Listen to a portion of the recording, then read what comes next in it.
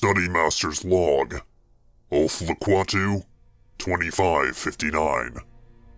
It has been several months since this war began, and much of our efforts have been devoted in ridding this world of the human meddlers. When we first came to this Ark, we saw an opportunity, a dream, to build a new seat of power for the Banished, for all true warriors.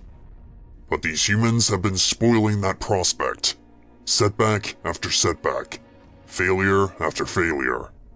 The morale of our soldiers have suffered in consequence, particularly among the Ungo and Jackals. To curtail this decline and remind our troops just what they are fighting for, I am preparing a historical record of our great work here on Oth Liqattu, as the Jurulhani have come to call this place. It is my hope to present this before the shipmaster himself, to bolster his resolve and the great trust Atriox has bestowed upon him. What follows herein is a detailed account of the battle for Oth Liqattu, the war for the Ark.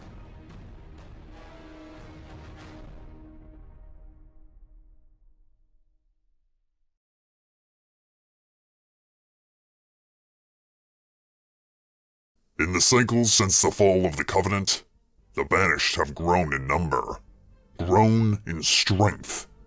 Our glorious crusade of self-determination spread like a raging fire, and many flocked to our banner. Jurulhani, Sanghili, Kigyar, Ungoi, Human, all who desired freedom from their oppressors swore their allegiance to Atriox and his great vision. No one could snuff out our fire. As time passed, the Banished laid a strong enough foundation that our great war master, Atriox, could pursue even more grand plans, such as establishing a presence on the Foreigner Ark itself. This place held great treasures, dark secrets teeming beneath the surface, and more importantly, it was the very forge of the mighty Halo rings. The Covenant once thought them holy monoliths, a gateway to their great journey. But the lies of the prophets blinded them to what they truly were. Power. Raw, untamed power. And at the center of it all was the Ark, the final throne of the Forerunners. Atriox was convinced that by securing the installation, the Banished's place in the galaxy would be secured. Forever. Our first expeditionary group left for the Ark in the year of 2558, and arrived at the Ark months later aboard the mighty flagship of the Banished, the Enduring Conviction. And when we arrived, we found humans here. But these were not warriors, but mere scientists. Instead of seizing the power that laid beneath their feet, these weaklings contented themselves in studying the trinkets of the Forerunners. For their lack of vision, they were wiped clean from the face of the Ark. They were given the honor to die at the hands of our mighty war chief, Decimus, the right hand of Atriox. Over a dozen humans had come to this great foundry to study and explore. Not one survived. In the months that followed, our grip on this world had begun to tighten. Day by day, our power grew as we took more and more from this place. The debris of the Covenant ships that were left in the final hour of the war proved to be most valuable as well. They enabled us to keep our war machine alive and strong, allowing us to create our strongholds and machines of war. And when Decimus gained control over the Ark's vast portal networks, our reach expanded even further. Before long, we had near total control over this massive installation. It was only a matter of time before we could gain mastery over the entire array itself. In our triumph, we chose to bestow a new name upon this world. Oth Liqattu, the new seat of the Banished. That was, until a human ship arrived. An old, battered vessel the humans called the Spirit of Fire.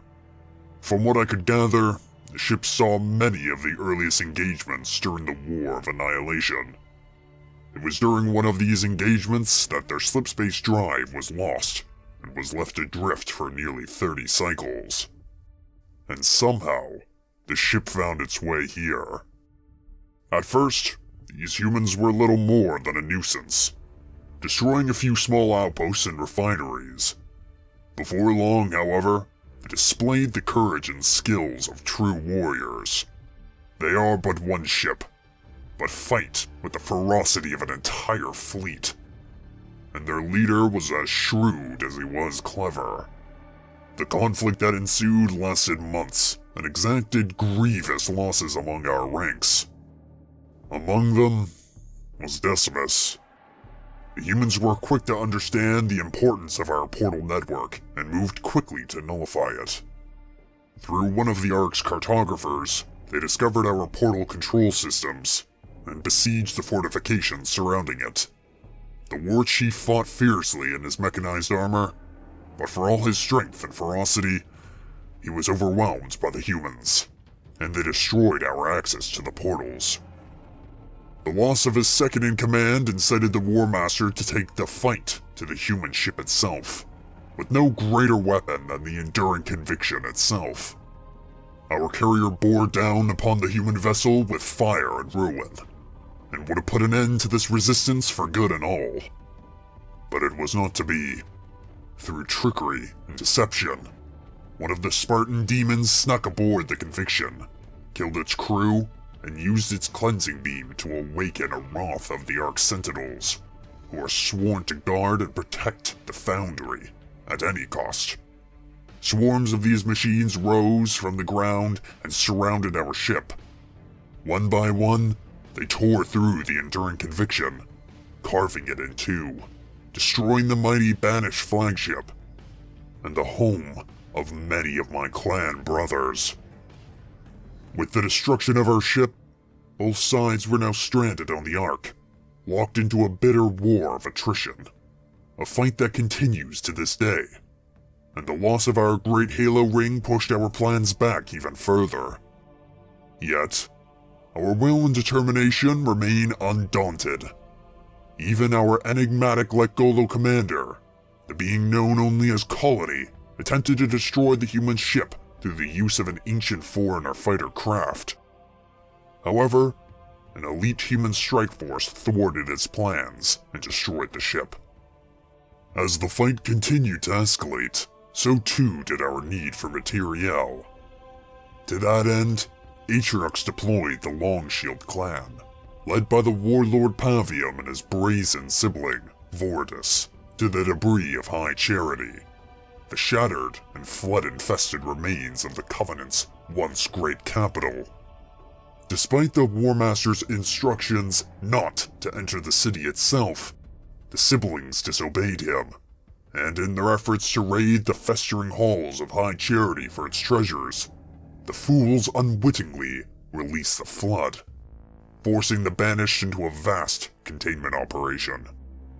This pestilence threatened to spread near and far throughout the installation, destroying all our hopes for it, with the new Gravemind at its head. Yet in the end, even the parasite was humbled before the might of the Banished. Nonetheless, for ignoring Atriox's orders, Pavium and Vordis disgraced themselves in the eyes of the Banished. Their clan shares that shame as well, despite the purge they inflicted upon the disloyal humans for attempting to desert the enemy. Despite the sheer incompetence of the Longshields, their brash incursion into High Charity did yield some fruit. Within the ruins of the fallen Covenant capital, data was recovered from its stores. Data that gave light to a way off the Ark. A portal system on the installation that could be activated from the far end, allowing passage back into the galaxy. And from the efforts of Colony, we found the location of the Foreigner Dreadnought itself, the very ship that delivered the Prophet of Truth here many cycles ago. This series of discoveries came at a critical time, for the War Master's sights were once again set on a halo ring. A much older ring, known as Zeta Halo. But it was not the ring's power that piqued Atriox's interest, but what was entombed within. While scouring the Ark, Atriox had discovered a powerful secret. This ring held a powerful race of enigmatic beings. Beings that were banished long ago by the Foreigners, never to be released. The War Master surmised that if he could somehow broker an alliance with these banished souls, ones that even the Foreigners themselves feared, who then could stand before the banished? With this new plan in place, Atriox dispatched a strike force to the Foreigner Dreadnought, under the command of the Chieftain Midas. They were instructed to recover the slipspace crystal that were stored within the key ship long ago. These shards were critical in reactivating the portal, and thus were key to Atriox's plans. Within the bowels of the ancient Foreigner ship, a shocking discovery was made. The last vestiges of the Covenant loyal to the Prophet of Truth had survived, and made the Dreadnought their citadel, led by the Hierarch's own assassin, a prelate known as Daspus Vod.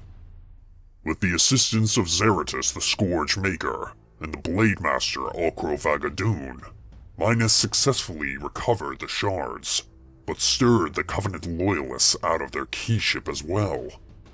Thus did our war enter into multiple fronts. Through Vordis's keen innovation, Atriox was able to make contact with his old Dasgalo and war chief, Escharum, who had been left in command of the bulk of the banished forces within the galaxy. In response, Escharum directed 3 clans to search for a hidden Foreigner portal facility on the human planet Reach, the very portal the Ark's data had revealed.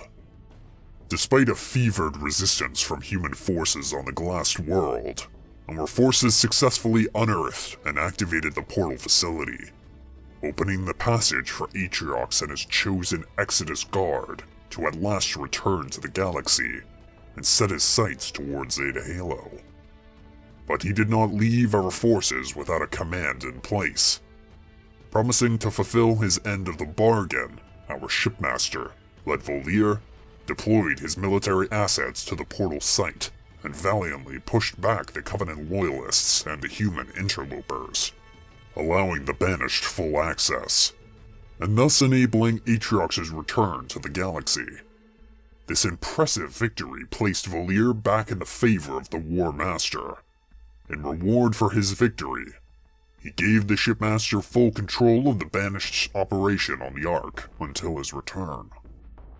No sooner did the War Master's Lich enter the portal during the ensuing battle, than it re-emerged. But Atriox was not aboard it. It was the Keepers of the One Freedom, a misguided clan that clung to the old Covenant superstitions. Before our departure to the Ark, the War Master had accepted their fealty, and that of their leader, the Dokap known as Castor, and made him a Legion Master under Escherum's charge. But as it happened, they betrayed Atriox upon his return, and commandeered the War Master's Lich, Pegoras, and returned to the Ark so that they could light the rings and begin their great journey. But their stolen Lich was caught in the middle of the battle, and crash-landed in a nearby gorge.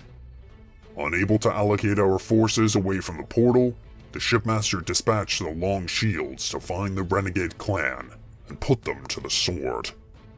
Instead, they were discovered by Bas Vod's loyalists, and the Keepers and the Covenant joined forces in a shared effort to ignite the Halos.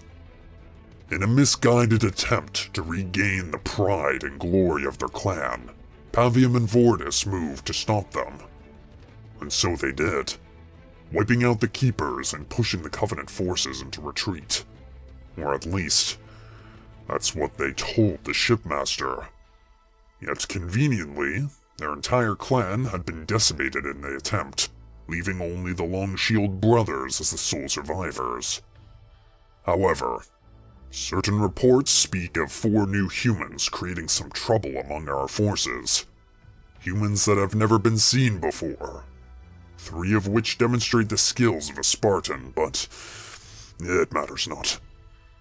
These new humans, the Longshields, they are but specks compared to what we now face. The UNSC forces continue to hold us at bay on every front. For every outpost and stronghold we erect, the vermin raze it to the ground. Foreigner constructs deny us access to some of the most promising sites for our purposes, and purge our presence in others. And the Covenant forces relentlessly harass us for the return of their holy light. To make matters worse, an Ungo Rebellion is festering among our ranks, led by a charismatic grunt, the one known as Yap Yap. This upstart speaks of the golden methane mines and the thrones of woe, drawing many grunts to his foolhardy uprising. The one who would come to be called the Destroyer would take his band of malcontents across the unexplored regions of the Ark, away from our prying eyes. Or so they would think. Atriox tolerated such activities for a time, allowing the Ungo's forces to absorb the costly brunt of hostile defensives still present on the ancient installation. But with the War Master's departure and the rise of Ledvolir to contend with the remaining humans, it seems most unlikely that such impotence will be entertained much longer. Yet in the end, they will all fall before our might. History has proven that no matter how great the obstacles are, we overcome them, for we are the Banished. Victory is our shared cry, a refusal to cower, to bend. Our weaknesses beaten from us, banished. That is our creed. It allowed us to survive the Covenant's relentless march, and it will preserve us here, now, on the far edge of the galaxy. And in the end, we will bring all who stand against us to their knees.